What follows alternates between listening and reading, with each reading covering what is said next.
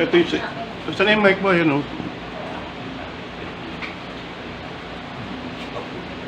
Sige na. Basa.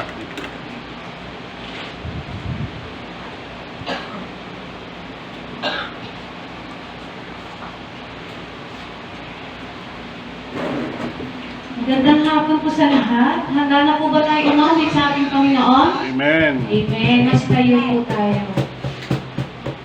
Sabi, ano to? Ito ba yung ano? Oo. Sabi po sa mga awit 30 verse 4, umawit kayo ng mga papuri sa Panginoon, kayong mga tapat sa Kanya, papurihan ninyo ang Kanyang banal na pangalan. Ayan, amen. Purihin natin ang ating Panginoon. Hello. Good, great.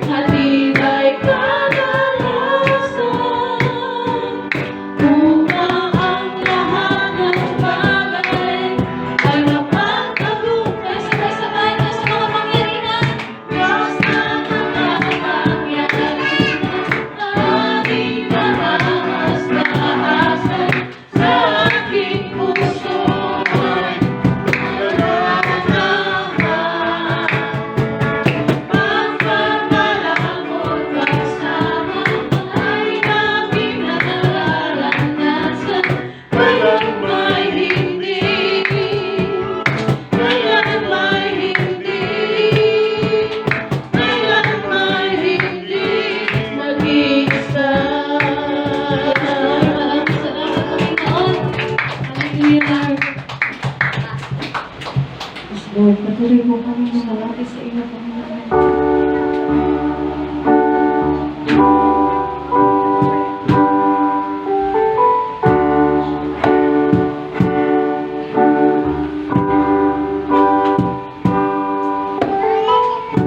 Mayroon lamang ako sa libong buhay, hindi magkakait, lahat sa'yo'y ibibigay. Gayon pa man sa'kin, nag-iisang taglay, nilalaan bawat saglit upang ibigin ka ng walang humpay. Kaya nalagat na hindi napapagaan sa pag-alon, puso ko ay sa'yo magmamahal. Sa habang panahon, natatanging kayamanan ko'y ikaw ay sambahin. Wagas na pagsintan iyong dinggin, kalakip ng awitin. Panginoon lamang.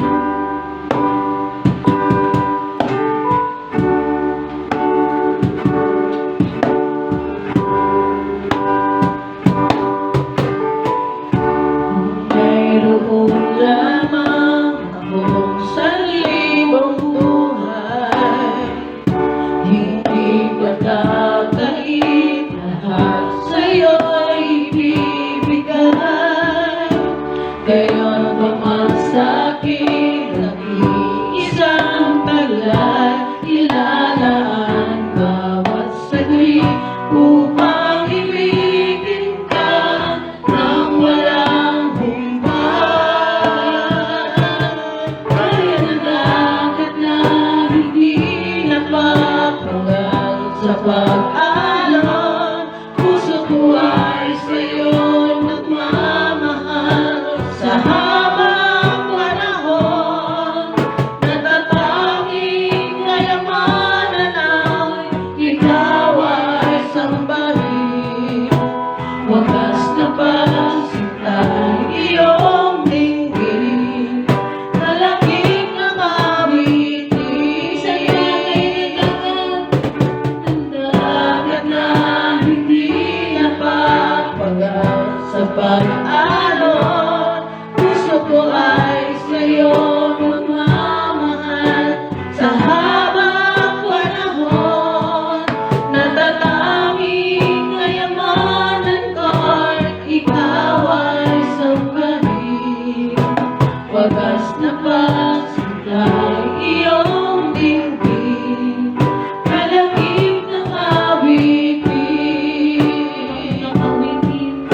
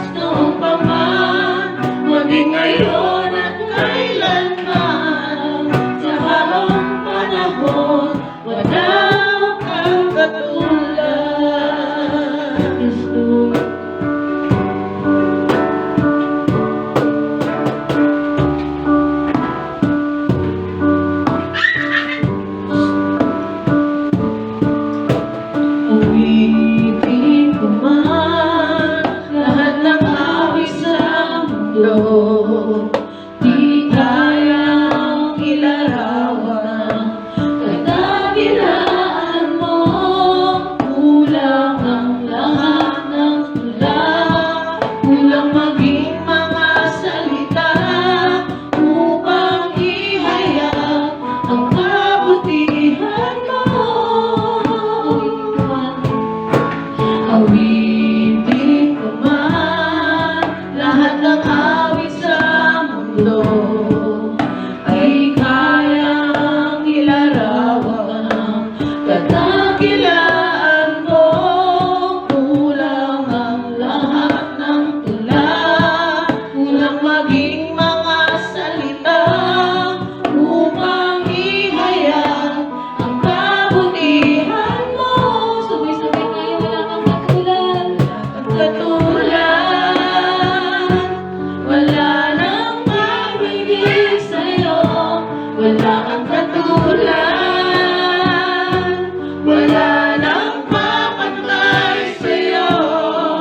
Ikaw ang Diyos noon pa man, maging ngayon at kailanman. Sa habang panahon, wala kang katulad. Wala kang katulad, wala nang hihigit sa'yo. Wala kang katulad, wala nang papantay sa'yo. Ikaw ang Diyos noon pa man, maging ngayon at kailanman. Sa habang panahon, wala kang katulad. Minsan pa wala kang katulad. Yes, Lord. Wala nang papantay sa'yo. Wala kang katulad, wala nang Hihigit sa'yo. Ikaw ang Diyos noon pa man, maging ngayon at kailanman. Sa habang panahon, wala kang katulad. Ikaw ang Diyos noon pa man, maging ngayon at kailanman. Sa habang panahon, wala kang katulad. Minsan pa ikaw ang Diyos. Ikaw ang Diyos noon pa man, maging ngayon at kailanman. Sa habang panahon, wala kang katulad. Yes, Lord. Maraming salamat, Panginoon. Wala kang katulad.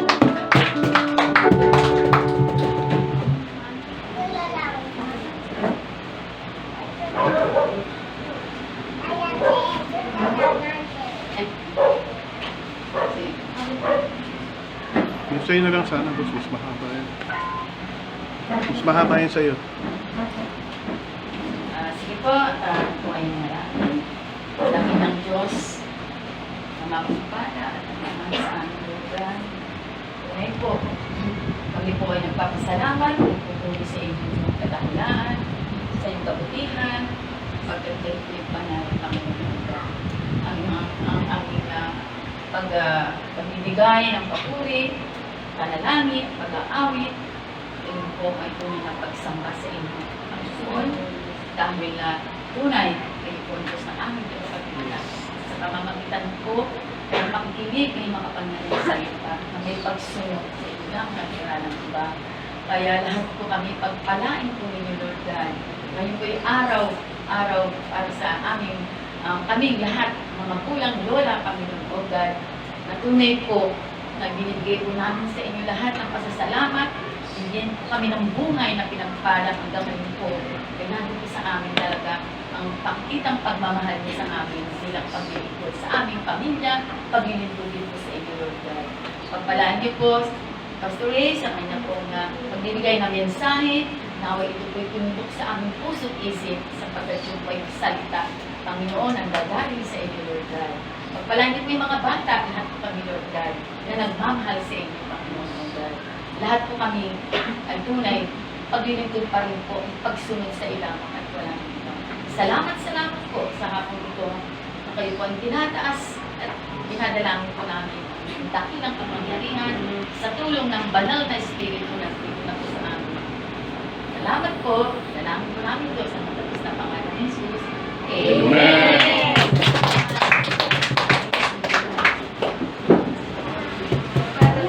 Bago tayo magsipo ay mag-welcome po tayo sa bawat isa. Batiin po natin. Batiin natin ng bawat isa. Ayan. Ayan. 1, 2, 3, 10.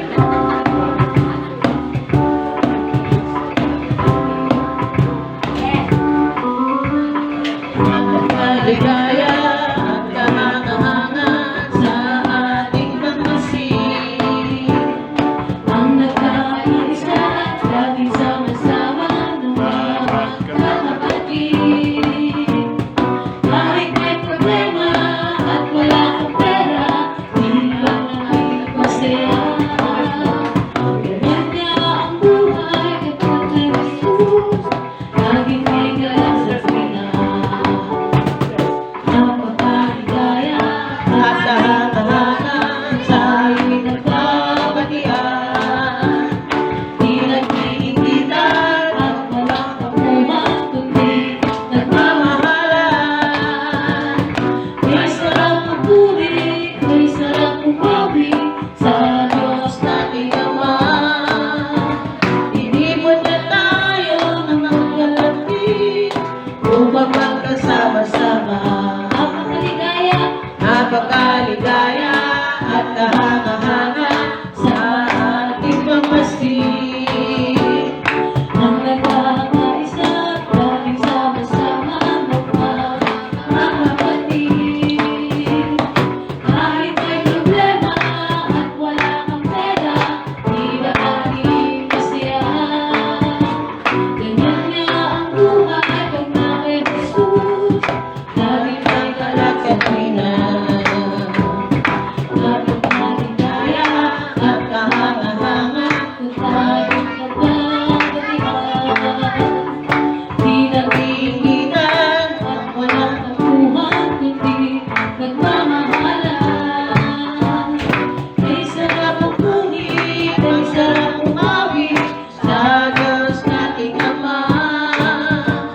Inipon na tayo ng magkakalapit upang magkasama-sama. Upang magkasama-sama.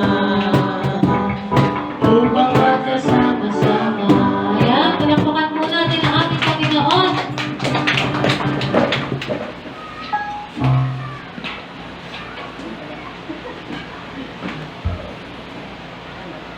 Magandang hapon sa inyo lahat at ngayon po ay may special na okasyon tayong ipagdiriwa. Ayan. Sino po ang mga mothers na rito? Mothers. Ayan. Mother. Mother ah.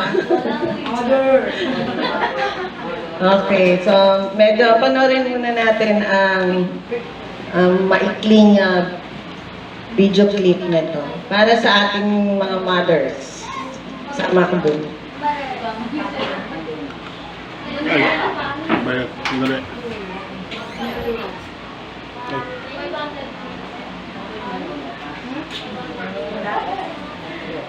A mother's love is like no other. It's a love that is pure, selfless, and unconditional. From the moment we are born, our mothers become our protectors, our confidants, and our biggest supporters. They are there for us when we need them the most, wiping away our tears and holding us close. As we grow older, our mothers become our mentors, guiding us through life's challenges, sharing their wisdom, and supporting us every step of the way. A mother's love is like a warm blanket on a cold day, a source of comfort, security, and reassurance. Mothers never stop giving. They are always there for us, no matter how old we get. They share in our joys, our triumphs, and our successes. They help shape us into the people we are today, instilling in us the values of kindness, compassion, and love. Mothers are the glue that holds families together, creating memories that will last a lifetime. This Mother's Day, let us honor the amazing women who have given us everything, our mothers. Let us thank them for their unwavering love, their endless sacrifices, and their boundless compassion. To all the incredible mothers out there, thank you for everything you do. Happy Mother's Day.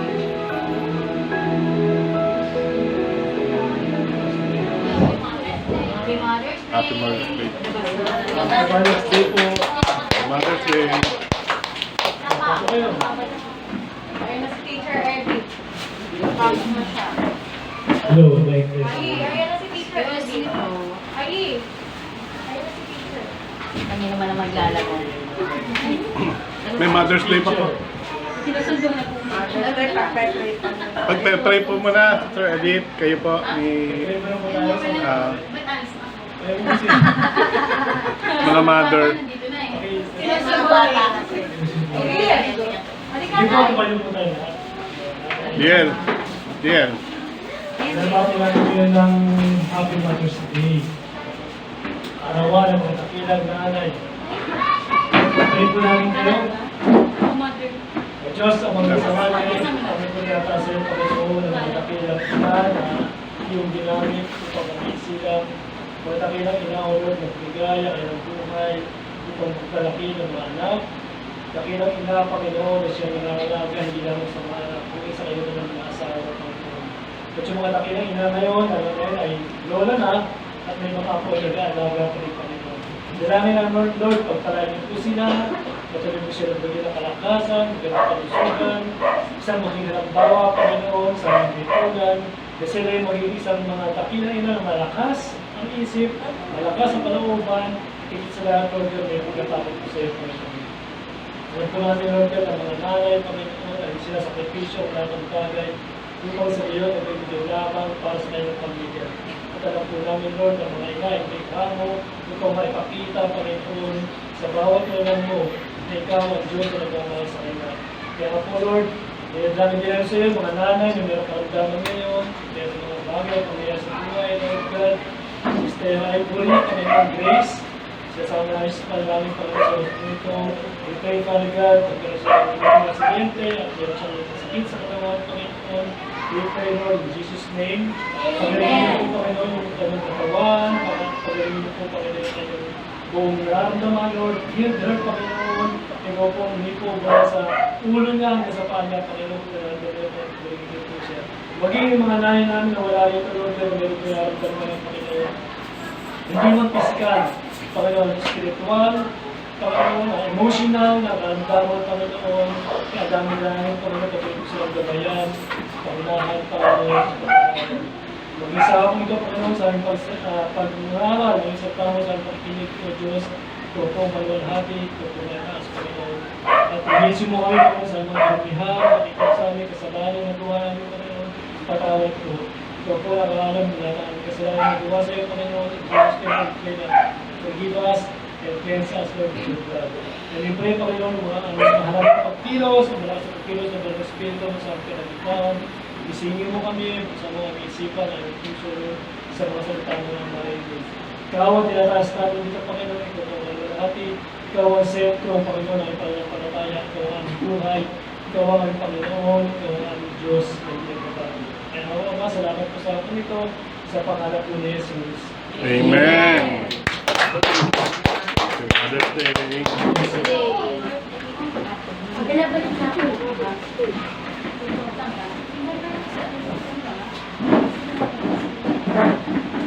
Okay.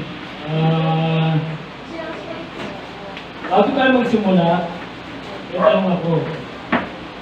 Ano yung topic natin last week? May nakakalala. Sino yung pinag-aaralan natin? Taas ang tanong. Sino? Sino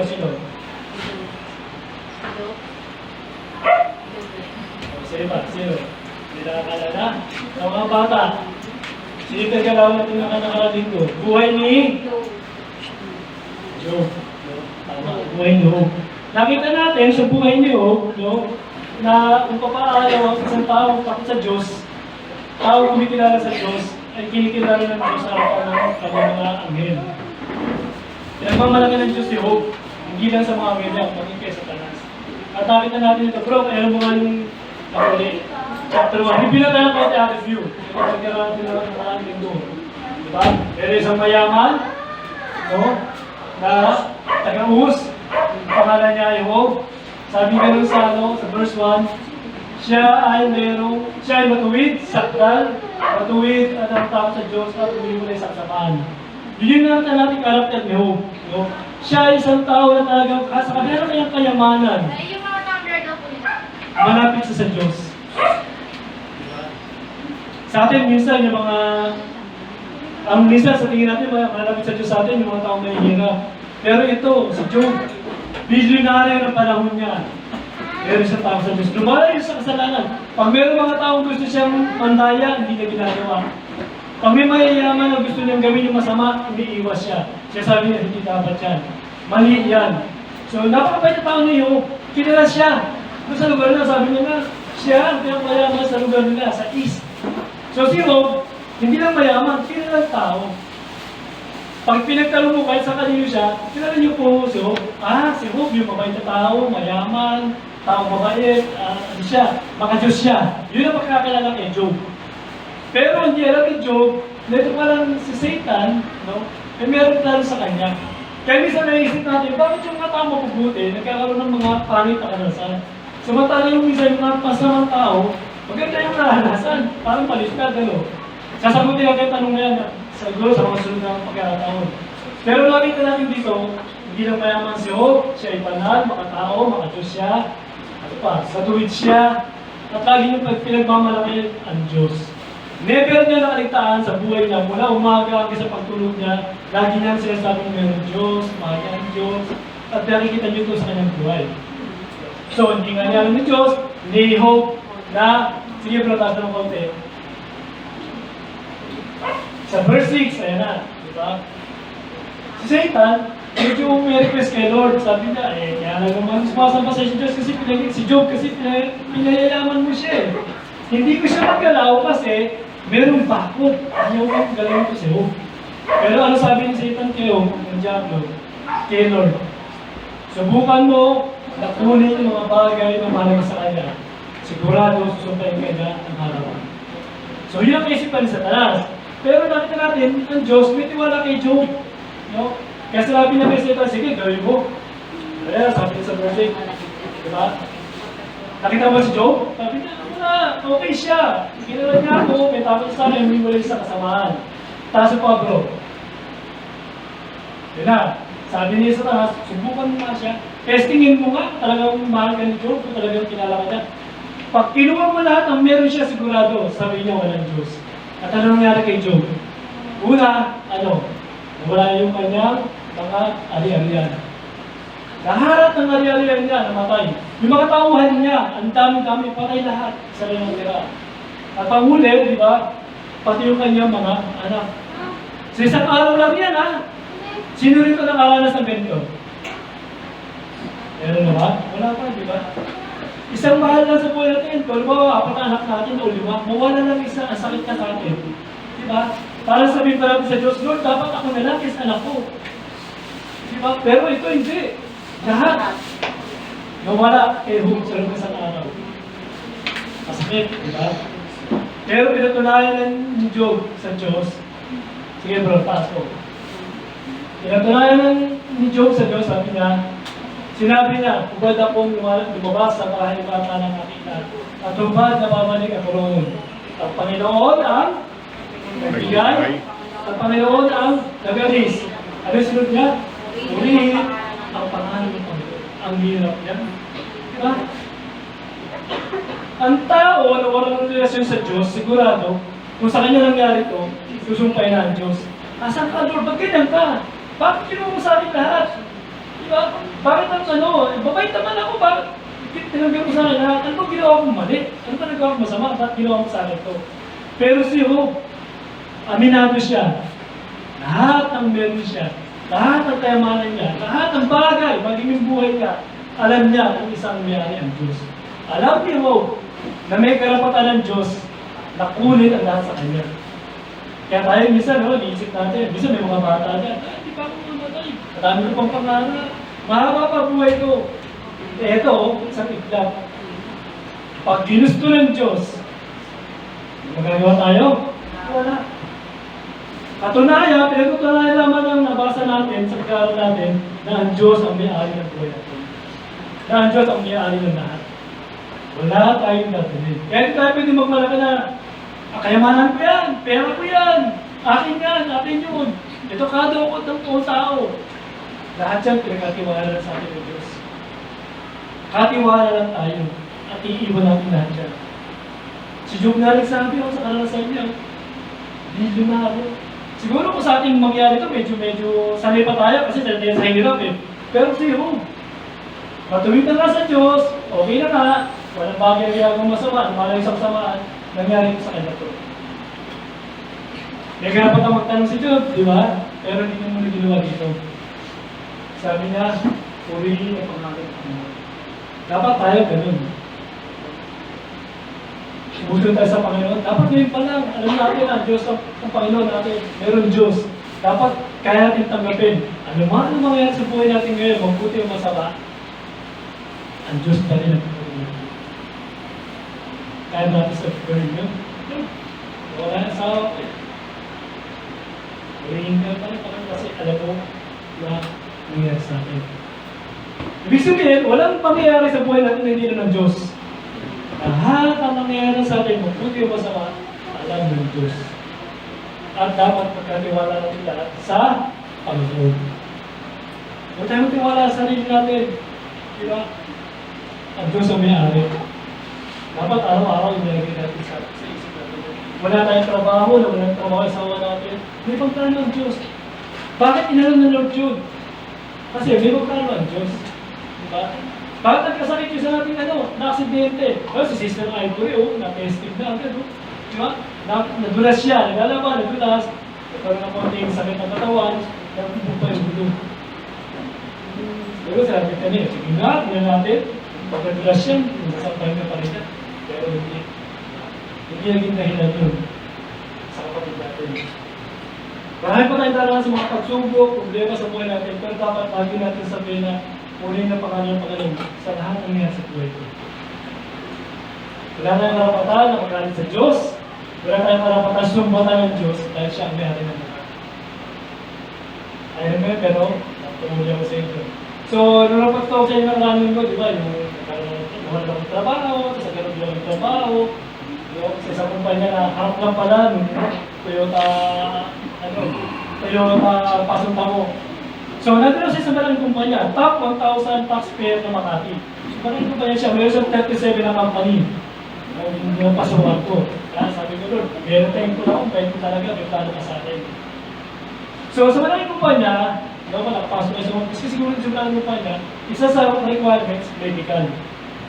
Di ba? May medical ka, may ano ka lahat, sabit mo yung mga requirements mo, FDA na, tapos may medical ka, may medical ako. Pasado naman lang sa ibang requirements nila. May isang problema. Mataas yung BP ko. 150 sabi sa akin ng doktor. Sir, 150 over 90 ka. Medyo may problema ka. Balikan nyo ng next week. So, pasok ka na sa trabaho, tapos tinawagan ng clinic, yung kumpanya, KSR. Si Mr. Ganito, may problema, pabalikin namin next week, pakuha na yung BP niya, ganito. So, yung status ko medyo naging 50-50. So, nagdating ko, bumalik ako, balik ko na sa sige, pero balik ko, meron, BP ka, balik ko. Pero, inom na ako ng pineapple, nag-pray na ako, lahat. Mataas pa rin, 140 o 100 naman. Sabi ng doktor, tayo naman muna, kapatid ka. Kapadaling salita, ang status nung mga ko, sa blood pressure, pag sa kapatid. At delikado rin na matanggal ang sa trabaho. Yun ang sinabi ng HR sa atin. Tumawag yung doktor sa HR namin, sabi, pagpahingahin niyo muna to para sakali. So, sinabi ako ng HR namin, pero ipahinga ko muna na araw. Pag hindi ka pumakumasa, sorry. Ano nga ginawa ko? Lord, nilagay mo na ako dito eh. Sa kumpanya na to. Inanggap ko na, doon ako papasok sa kumpanya yun. Matagal na tayo magkasama, Panginoon. Hindi mo ko iniwan, hindi mo pinabayaan ni minsan. Andito ako, meron akong plano. So sabi sa akin ni Isa, balik ka na lang ha, Kuya Ray, ha? Pag dito mo ka, yung BP mo, sorry na. Sakto naman, yung supervisor doon, kapatiran. Eh, alam nyo, kailangan ako ng pumuntahan niya, kaya sabi niyo sa may sa namin, hindi pwede nyo pag-bakasyonin ng Good Spirit kasi kailangan natin yan. Wala tayong mag-graduate dito, tapos rescuer, pag emergency, paano na? So, anong nangyari? Ganun po. Tuloy ako sa trabaho. Nung babalik na ako sa clinic, yung clinic ko, nawala. See? Miracle ni Lord. Hindi na ako na medical. Nagpatuloy na ako sa kumpanya. Ganun kabuti ang Diyos pag may plano siya. Walang makakaawa. Hindi ako natakot, hindi ako nagtampo. Para sabi ko ng Lord, hindi mo ako iniwan. Nilagay mo na ako dito, may plano pa. So, pinagpunta niya. Isang mag-retire, hindi actually, hindi naman. Nakailang taon din ako roon bago ako nalipas sa ibang kumpanya. Kasi nga maraming kumpanya siya, nilagyan ko sa ibang kumpanya. Kapag merong gustong gawin sa atin ng Diyos, walang pakakaawan. Kahit sinong demonyo, hindi na kaya nawasin. So I thank God for that company. I thank God for that sa kanyang ginawa sa akin. At talagang na-retain ako. Hanggang sa na-regular ako. At sa mga nag-apply, yung mga nurse na nag-apply na kasama ko, sila, nagano pa sila ng 6 months retraining. Samantalang ako, matanggap ako sa kumpanya, regular agad ako. Kaya naingit sa akin yung mga nurse, ganun kami, mga nurse professional kami. Meron pa kami 3 months, 6 months na training, samantalang ka, Kuya Ray. Regular ka agad. Eh, sabi ko, si Lord eh. Si Lord eh. So, favor ni Lord. So, nakita natin, na kapag kilala natin ng Diyos, ano man mga sa buhay natin, hindi tayo bibigay. Kasi alam namin, may pagsubok tayo ngayon, di ba? Problema, may ramdaman. Huwag na wala rin kayo lumunta magpasalamat sa Diyos. Sumama pa rin sa Diyos. Kayo marami na rin kayong pananasan, di ba? Dito. Dapat tunayan nyo kung gano'ng buti ang Diyos, di ba?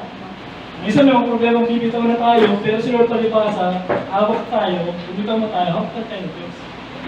Parang isang bata, natabit sila sa ilog, sabi nung nanay, yung tatay, anak, hawak ka sa akin. Katoy tayo ng ilog. Sabi nung anak, tayo ko humawak sa akin. Kasi pag ako humawak sa'yo, baka tangayin ako na alam, makabitaw ako sa'yo. Pero sigurado, pag ikaw humawak sa akin, makakatabit tayo. Diba? Happy tayo lagi sa Diyos. So, hindi nagkasala si Job sa Diyos. Diba? Pero itong pangalawang pag-aaral natin. Akala ni Job tapos na. Inuha na sa kanya lahat, nawala na lahat, sumapapagsak sa Diyos. Pero kung si Tani talaga, no, hindi na, walang talagang gusto sirayan ang buhay ni Job. Kaya yung title natin yung pa rin, no? Si Job, nakakaharan yung buhay ni Job. Ito, chapter 2. So, basahin natin ha, sabay-sabay. Si Satan, gusto ay yung title niya, gusto sirayan ang buhay ni Job. 1. Nais niyang mawalan ng tiwala si Job kay Jesus. Okay? Muling malot kay Yahweh ang mga anak ng Diyos at naroon din si Satanas. Pinalaw ni Yahweh si Satanas ang tagapagparatan. Ibang version ito, bro. Oh. Saan ka nang galing? So, pangalawang pakikita na ito, no? Pero yung tanong ng Diyos kay Satan, isa lang din. Verse 1 pa lang, ito agad entrada. No? Saan ka nang galing? Sumagot si Satanas, nagpabalik-balik at naglilibot ako sa buong daigdig. So, nasa mundo na kami si Satan. Andito lang. Andito lang siya. Hindi siya pupunta pa kung saan ibang planeta. Nasa mundo lang siya. Nasa daigdig lang siya. Para manghikayat ang mga tao magkagaling sa Diyos. Para manghikayat ang mga tao lumayo sa Diyos. No? At yun yung plano talaga ni Satan kay Job. Yun ang isip niya. Ano ko si Job. Bibigay ito. So, hindi muli siya kay Lord. Sabi, napansin mo ba ni si Job? Tanong ni Yahweh. Wala siyang katulad sa daigdig. Mabuti siyang tao, sumasamba sa akin at umiiwas sa masamang gawain. Hindi mo po akong pinsalahin siya at kahit walang sapat na dahilan. Subalit, natili pa rin siya tapat sa akin, sabi ni Yahweh. See, sabi ni Lord, kita mo? May nagawa ka ba? Si Job, gusto mong sirayan ang buhay, kinuha mo lahat sa kanya, sumamba pa rin sa akin. Tapos kaya meron naman siyang hihingin. Alin tayo na naman ngayon sa itan? Verse 4. Sumagot si Satanas, pasa. Kahit anong bagay ibigay ng tao, huwag lamang siyang mamatay. Subukin niyo saktan ang kanyang katawan at sigurado ang susumpain niya kayo ng harap-harapan. Sinabi ni Yahweh, kung gayon, gawin mo ang gusto mong gawin sa kanya, huwag mo lamang siyang makakain. Aspro. Sorry, hindi ko binuo yung verse na 1 to 10. Yan yun bro. 1 to 10. 6 lang to, 6. Pangkito daw. Yung 7 to 10. Ito, nandiyan sa susunod. Sa number 3 mo eh. Sa, sa number 3 mo. In verse na. 7. Kulang. 7 saka 8. Wala. Okay, sige. Hindi tayo isama. Kaya ba? Teka. Wala yung 7 at saka 8. Oh. Sige, verse 9.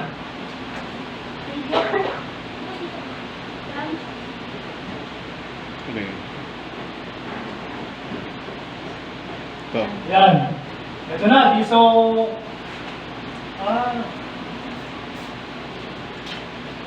Basahin ko na siguro yung verse 7 saka... Verse 9 kasi parang yun eh. Sa verse 7, so basahin ko yung verse 6. At ang Panginoon nagsabi kay Satanas, narito siya ay nasa iyong kamay. Ingatan mo lamang ang kanyang buhay. So muli sabi ni Lord kay Satan, sige, gawin mo yung gustong gawin kay Job. Pangalawang pagkakataon. Pero huwag mo siya papatayin. Okay, hindi na pasduhan nila. Sa verse 7, sa gayon umalis si Satanas mula sa harapan ng Panginoon at pinasibulan si Job ng mga masamang bukol mula sa talampakan ng kanyang paa hanggang sa kanyang ulo. Nagkaroon daw ng bukol, pizza, void sa English, si Job mula sa talampakan hanggang ulo. Grabe, no? Sino nagkaroon na rito ng pizza? Nakaranas sa pizza yun siya. Di ba? Isang peraso lang. Hindi ka na makakatulog. Ang sakit. Gusto mo sumigaw, gusto mo, lahat, gusto mo mahina ulo mo, iritado ka, kasi asarap ng pizza, lalo pag hindi pa hinog. Tapos nagkaanak pa, ang pinikisama, marami pa, naku, sakit. Pero si Job, nagkaroon ng pizza, mula talampakan. Inahitin na yung ulo niya kasi di ba, gano'n sa kanila eh. Inahitin na yung buhok niya, kaya hanggang ulo meron siya pizza. Ang sakit. Ano sabi ni Satan? Kaya ka na sinasamba ni Job. Kasi, malakas pa siya. Kasi si Job, sa chapter 1, naisip ni Job, kaya nawala yung mga ari-arian niya, nawala yung mga mana sa buwan, yung anak niya, iisip ni Job, malakas pa naman ako. Kaya ko pa uling makabawi. Kaya ko pa uling bumangon. Kaya ko uling siguro na yung magkaroon ng anak. Yung kayamanan ko na wala, kaya ko uling hingin sa Diyos yan at pasensya ulit. Yun iniisip ni Job. Pero iniisip ni Job na mayroon mas matinding gustong gawin si Satan sa kanya. Talagang gustong-gusto ng Diablo na wasakin ang buhay ni Job. Kaya tayo, dapat aware tayo lagi. Alam nyo, isa lang ang gusto ng Diablo sa buhay ng isang tao ng tiwala ng Diyos, wasakin tayo. Ang number 1 na iniisip ng Diablo, ilayo tayo sa Diyos. Yun ginawa ng Diablo kay Job. Gusto ng Diablo na isumpahan niya Job ang Diyos. Noong una, hindi na sinumpahan ni Job si Lord kung mawala yung pangalan sa buhay. Pero ito, sabi ni Satan, sigurado sumpahin ng Job ang Diyos. Kasi wala na siya talaga eh. Wala na siyang pag-asa kasi puro bukol na. Siguro kung kasi Job, baka suicide na ako eh. Kasi ano pa pag-asa mo? Nawala ka na ng lahat. No? Kayamanan mo, tapos ito may sakit ka pa. Na hindi ka makakatulog kasi mula ka ng pakan mo hanggang ulo mo masakit. Tapos sabi kong gano'n, kasi hindi pala.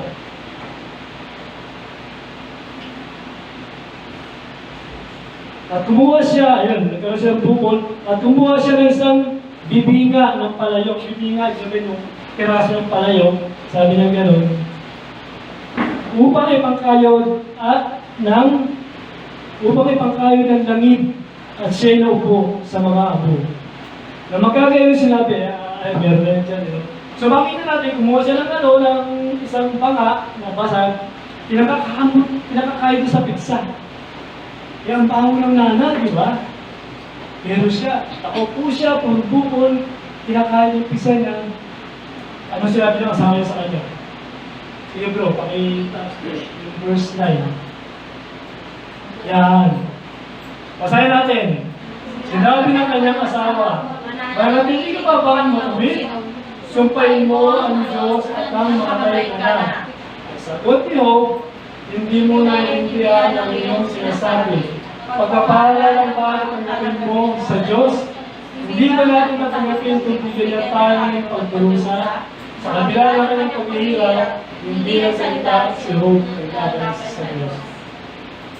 So, verse 2, bro. Tuwag lang natin. Sa 1.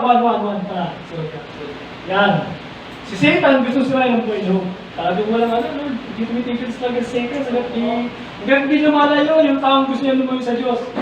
Kaya tayo, naniniwala kay Jesus Christ, meron tayong dyan. Gagawa niya tayo ng problema sa buhay.